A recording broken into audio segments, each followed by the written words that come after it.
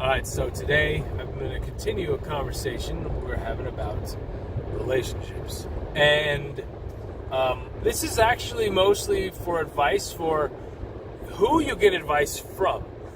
So I always tell people that you should set yourself up for success, okay? As a slightly gray-haired, bearded guy, I've got some life under my belt. I've lived a long time enough. I'm 43 years old, so there are new things to me, but there's a lot of things that I've seen and already seen. And so I will tell you that there are people that you'll get good advice from, you'll get bad advice from, and you'll get neutral advice from.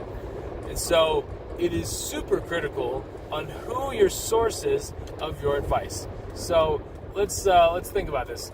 If you get your advice from the news, that's multiple sources. There's Fox News, there's CNN. These are all different news outlets that have a much different perspective on things. And there are people that are the same way. So, if you're in your early years or early marriage or early in something with kids, or you're just in the middle of life like I am and you're trying to figure something out, don't get marriage advice from a guy who's been married 4 times. Now, they may have wedding advice because they've been through 4 weddings, and so maybe they can give you good advice about that. But otherwise, that's not a good source of advice because they suck at whatever that situation is. If they are giving you advice about buying, you should buy that car because it's brand new and you really want it, you like it, and they're in tons of debt, and they have college debt, and they're always burning their money, and they are out of cash all the time and borrowing money from people, that's not a person you get financial advice to. That's also not a person that you give your money to, because they will never pay you back, and then you'll damage a friendship. Never, never, never have money between friends. Bad idea. Do not do business with friends. Also, bad idea. Never cross those ducks, okay? Whenever you have advice coming in from somebody, you need to take it with a grain of salt. Even me. I will tell you that what I'm telling you is true. I wouldn't waste my time and just make stuff up because I want the views. Gosh, man, if I wanted to, there's so many other ways in YouTube to make views that I've been kind of like trying to call people out on, where they make these accounts, like the Billy Graham one I'm going off on. It's crazy. Like, I can't believe people are buying this, but they are. So this guy has more subscribers than I am even close to having, and he's doing it that way. So I'm not in this to make a bunch of money. I'm in this to give you advice. But take advice from me or anyone else with a grain of salt. Now, if I want to tell you about marriage, I've been married twice. First time was 14 years, and I'm already at 5 with the second one. And I don't plan on having a third one. I wasn't planning on having a second one. Life changes. Things happen. You got to grow and adapt and modify as needed. But don't get advice from some people that have not learned from their mistakes. I have made some mistakes that I did in my first marriage, like having friendships with people of the opposite sex that ended up confusing my relationship in my head because I really was a friend to that person. My marriage was turning into crap, and I was like feeling like conflicted. You should never feel that. But because I made this stupid choice of reaching out to one of our friends and just saying, hey, let's just talk to me about this so I can, my whole intentions were to become a better spouse and to love my wife better, but they ended up turning the opposite way, and it ended up damaging our relationship because that person ended up starting to fall in love with me while I was married, and it was a whole mess. And I'm like, wow, let me get out of this situation quickly. But still had a lot of confusion and a lot of hurt. And so all that to say, I can tell you because I learned from that experience, I don't ever do that again. I don't text any girls. I don't have any girls that are like my close friends or anything else. There's like one girl at work that I've talked to maybe it was 3 months ago. Rare. And it's talked to as in like, hey, this is what's going on in life. How you doing? That's like casual, very like low key. Because that's what I've learned is you can't get too close to people if you're of the opposite sex when you're having a relationship, because it does confuse you. It's called, they call it your love bank. And the more time you spend with someone, it's like they start depositing in your love bank. And the more you don't spend with people, you start taking out of that love bank. And so at a point, you start to do this. And when you even that out, man, you've got a mess on your hands emotionally. And And that is not a place you ever want to be. So I can give you advice on that because I've done this. And I can tell you this is a huge failure of mine. And that is something I will never do again. Okay? But I can still tell you the right way because I can tell you I did the wrong way. There are other things that people will tell you, man, I shouldn't have bought that brand new car. Like I will tell you, don't buy a brand new car. There's so many reasons why I will say not to buy a brand new car. I have never bought a brand new car. I know many people that have. And they have lost money in that purchase because here I'm driving like a car I got for $100 from my neighbor. And it was a great, my kid's going to drive this. I just keep driving it to work because it's easy. And it's great on gas. But it's a Toyota Corolla. It's a 99. Toyotas, in my opinion, are great cars. I've been driving them for years, and I don't have any problems with them. They're just, you got to maintain them and keep them on the road. But, I can give you advice on the cars because I've also had a Durango, a Dodge, that I had weird issues with. I've had a Chevy that I had weird issues with. I know people that have had Fords and Volkswagens that they had screwy problems with, and a lot of them. And so you can check online. There's different websites to kind of validate. So if we're talking cars, go to carcomplaints.com, and you'll see all of the complaints that people have. And you'll go, oh yeah, Joel's right. Like Toyota tends to be like one of the number one ones to get. And they also have one of the highest resale values. But you don't have to take my word for it. So you can check and cross-reference. So that's the next thing. Is when you're getting advice from people, get advice from people that, one, are seasoned, and if they've been married 50 years or 40 years, man, they probably can tell you good and bad things about marriage. And you probably can get some really good advice from someone like that.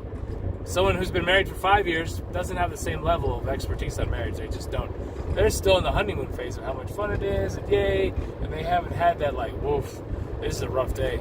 And then another one of those, and then maybe a month of, like, medical problems, and then random other stuff. And so then they've had to fight what those battles look like on the inside of themselves and watch their spouse hurting or suffering, or they were the ones suffering, and understand what that's like, and how to maintain a relationship even when there's pain involved, or there's been a death in the family, or all these things.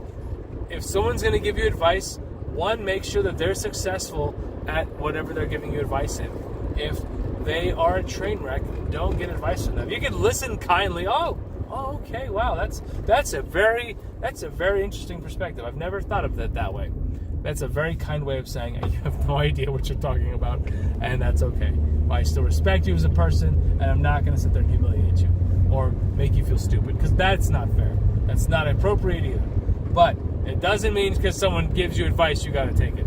I've had so many people have such really bad advice, and no, that's just not what you're going to do. You're going to make good decisions. You're going to ask several different people if you need advice, and you're going to ask successful people about whatever it is you need advice in, and then you're going to cross-reference it with the Bible and with other sources that you consider reliable and good. A lot of times, you can check with your parents. They obviously have lived longer than you, and they understand you pretty well.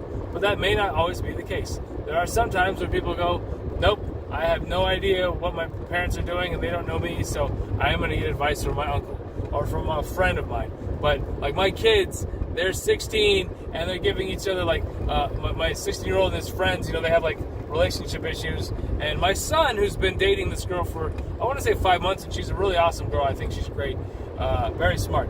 And so I think that him giving advice saying, hey, this is how you stick with a relationship for 5 months, is definitely solid to another peer. But if the kids were going to say, well, this is what makes a good relationship, none of them have a clue, because they haven't even hit a year or two yet, and they haven't even been married yet, and they don't even know what it is to own property together, or have a house, or like have a car that they have in common, and this person's trashing the place, or you're being a pig and messy, and you have no idea what any of that looks like. So you can't really give advice completely when you don't know how it all really can go. So get advice from people that actually know what they're talking about, because they have a history of success in that field. And then know that sometimes you got to just trust that inner voice inside of you that is the right voice, your spirit, not the, we'll say that, there's like the good and the bad evil, like on your shoulders. It's kind of like that. There's one that's the spirit and one that's your flesh. And the flesh is the one that's selfish, and it's really loud, and it tells you what you should be doing all the time, and it's very bossy. And the spirit is the one that's much more quiet. And and that one is your conscience. And that one is basically put in there by God, I believe. And God tells you, no, don't do that, or yes, you should. But it's really quiet and it's really small, and you kind of got to tune in to listen to this one. Where this one's like a blaring, just constantly obnoxious loudness, and you're just like, would you just stop? But you've got to learn to silence this one and grow this one, and that is very hard to do. I used to tell my kids when they were little, I used to say that there was a guy who was he was a trapper, and he lived out in the woods in a log cabin, and he had out in his traps and journeys he was walking through, and he found a den where the mom wolf had been killed, and not by a trap, but just she was out there and she just died. And so there was a black wolf and a white wolf, and they were both pups, and they were snuggled together, and so he felt really bad for him. So he brought him home, and he brought him to his log cabin, and he started to feed him and help raise them as pups. And every night they would sit there and they would wrestle each other, and as dogs and people do, one dominated the other one. And he noticed that the black one was more of a bigger one that would dominate more easily. And they found it's because the black one would eat anything. Just whatever scraps there were, it ate constantly and just ravenously. Whereas the white one was a specific diet. It really needed to have like just some fish and some grain, and that was about it.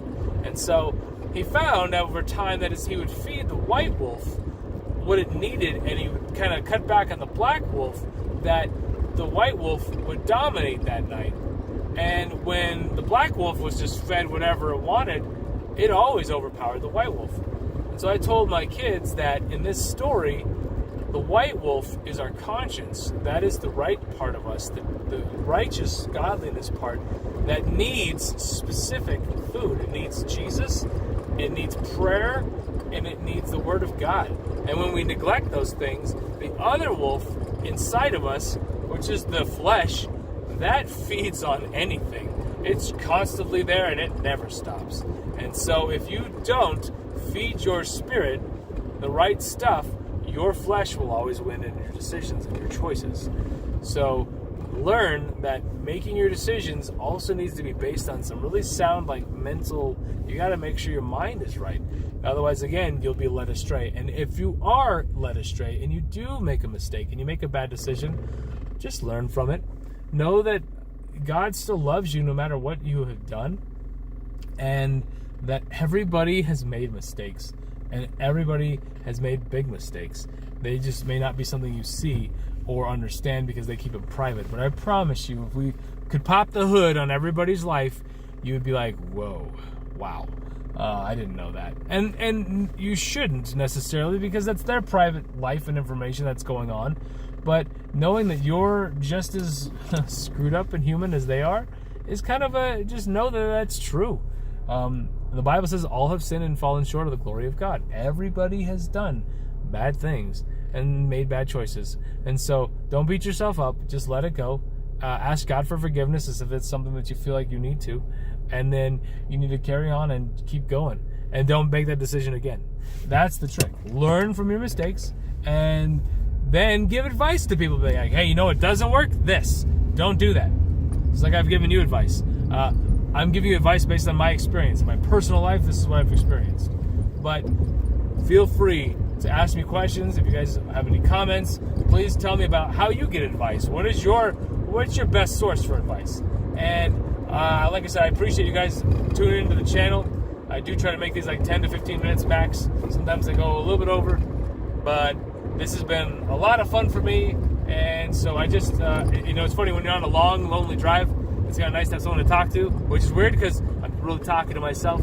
But I feel like once someone watches a video, then I'm not talking to myself, I'm talking to them. So please comment and like, give me some feedback if you have something you want me to discuss. I will gladly talk about it, because if you haven't learned by now, I like to talk. I love talking. So thanks, please like and subscribe, and I will see you guys next time.